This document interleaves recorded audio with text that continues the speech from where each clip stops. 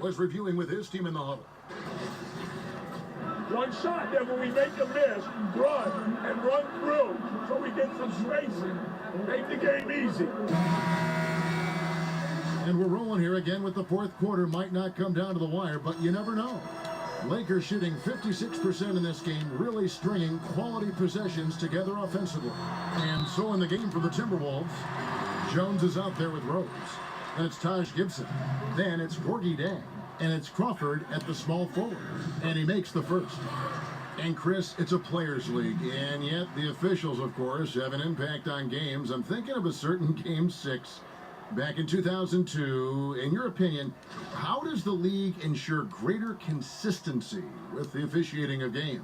Well, I promised myself, Kevin, thanks for bringing up 2002, that I would never think about that aloud. You know, I'm going to have to go lay on somebody's couch after we do this game right here. But I think the league just has to be transparent. They have to let fans know when the ref has messed up. We're all human, so I think it comes into play when you aren't transparent, when you aren't honest with your fans, because we have the smartest fans of any sport, I believe. And so I think transparency is good, but human error is always going to be in there as long as it doesn't go back to the type of human error we saw in 2002. But Chris, I do sense that is a goal of theirs, and bit by bit they're getting toward that goal. Oh yeah, definitely. I mean, you know, I believe that our league has done some great jobs when it comes to advancing referees and how the game is officiated. When you look at, not only do we have the referee center back in New York, where the referees now can go and get help, and the game is faster, and also, you know, we have 3 refs on the floor, and so and we have the best conditioned refs, and so I think the game is just going to be better because we have passionate refs, we have passionate officials, and passionate players, and we're going to work together to make sure that this game is the best for every fan to be presented to. Oh, that athletic. Yeah. Wow. Jumped out of the gym. And guys, that's not as easy as he made it look. You've got to have some skills to pull that off. Well, he's got plenty of those, that's for sure. Gibson setting a pick for Rose. And Gibson kicks to Crawford. Knocked loose. Fires for 3. Isaiah Thomas grabs the miss. It's a +5 advantage for them in rebounding after that one. And if they continue, Kevin, their outstanding free throw shooting, that'll help them seal the deal. And he knocks down the first one. And Greg, you wouldn't expect it from a Coach Thibodeau team, but defense was an issue for the Timberwolves last year. And the Wolves brought in Butler to help with offense, but more importantly, his defense. And Butler, familiar with what Thibs likes to do on both ends of the floor, has the leadership the team needs, particularly on the defensive end. Outside Rose, and Zhang kicks to Jones. Buries the long-range jumper. There isn't any player in the league who's going to pass up that shot. There was nobody near him. And it is flushed down with a nice jam. Nice find by Thomas. He draws so much attention defensively. He's able to create for his teammate that time. Jones kicks to Rose. And 2 free throws coming up, unable to get that one to go with all the contact.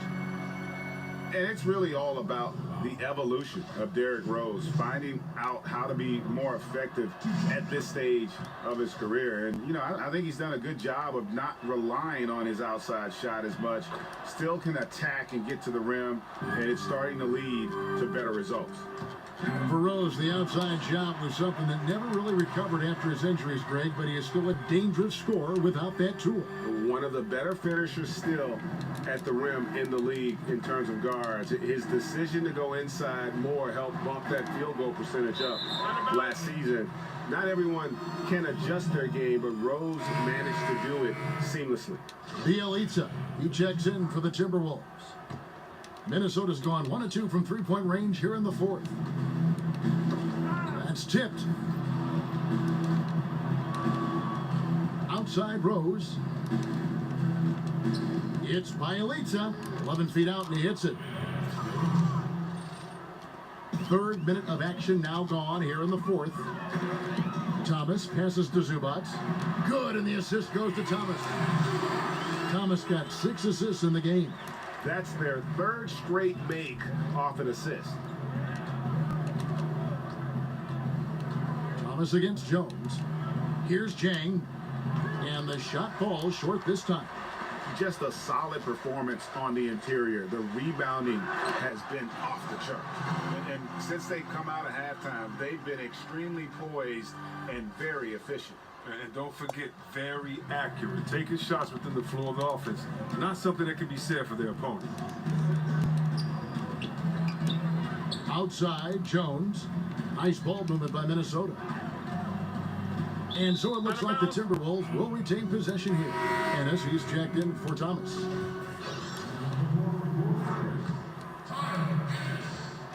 Here's Jones. Ennis on the double team. Just 4 to shoot.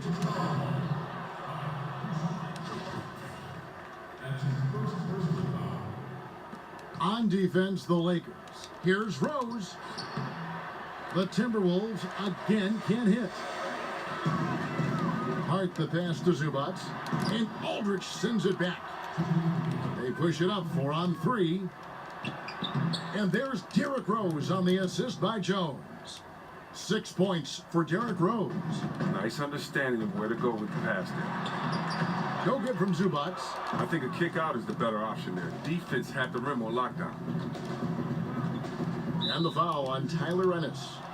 That is his first foul of the game.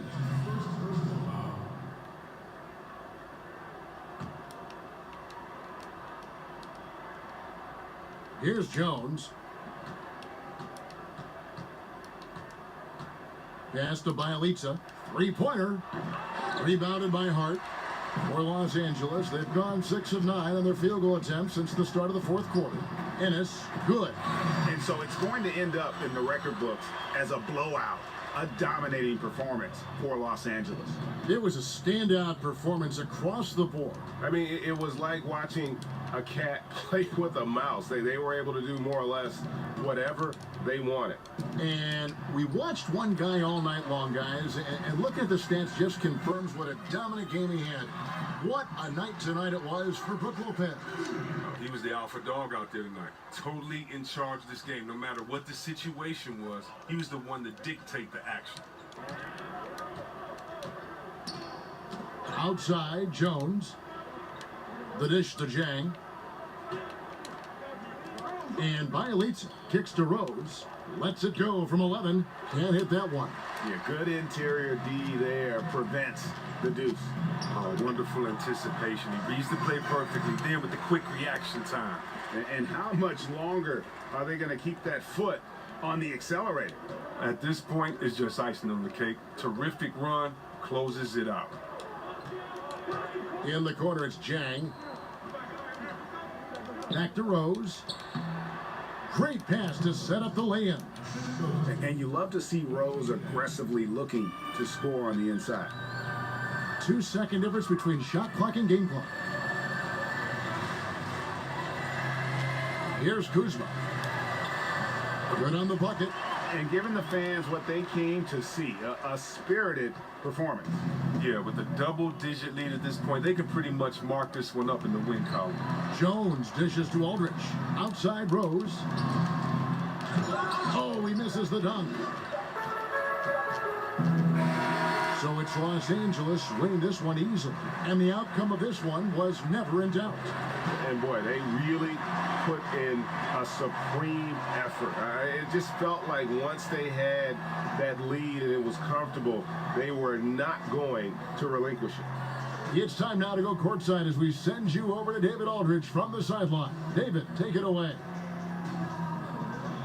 Thank you, Kevin. With Julius Randle, you guys were behind tonight and came back. And how big is it to know that you can come back? Yeah, it was definitely important. You know, in the first half, we didn't come out right. And in the second half, we picked it up, played with a better pace, got some stops, and we built on it. Yeah. Well, a young team needs confident wins like tonight, Julius. Thank you. Back to you, Kevin. David, thank you as always. For Greg Anthony, Chris Webber, and David Aldridge, this is Kevin Harlan thanking you for watching the NBA, presented by 2K Sports. We'll see you later.